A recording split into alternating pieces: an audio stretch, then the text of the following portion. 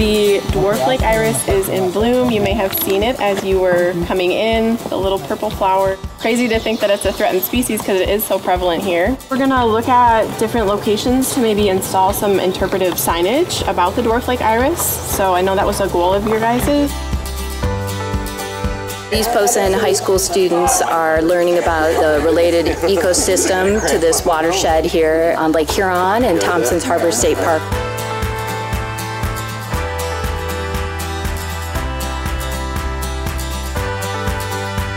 They're using their quadrats to do some habitat mapping. So they're doing some stewardship work, and they're actually doing their science class with some partners here to help them who have experience in identifying the species.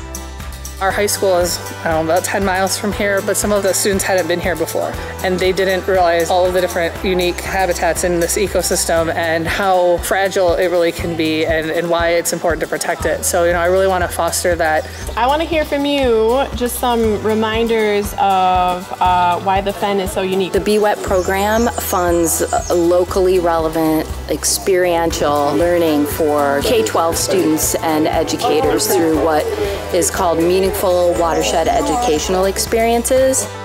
Huron Pines, through this BWET grant project, we are engaging with teachers and students to increase their knowledge and understanding in the ecosystems in Northeast Michigan. It's so important for students to learn about the global habitats in their backyard. When they learn it young, they take it with them throughout their lives and share that knowledge, and they'll never forget what a coastal fen is. And they all grew up here, and they'll all remember that a global ecosystem was right in their backyard all along. By taking the research that we're doing in the classroom and then being able to actually be here in the field and apply that and see it and touch it and feel it, that really solidifies that connection that they have to it.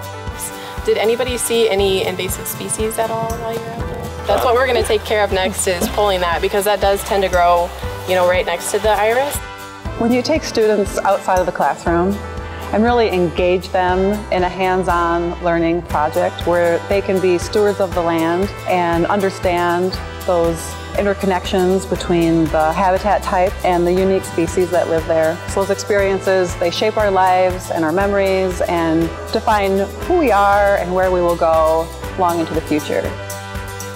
If I eventually come back here, or if I go to another state park, I will know to watch out for those invasive species and how they are hurtful to native plants and animals.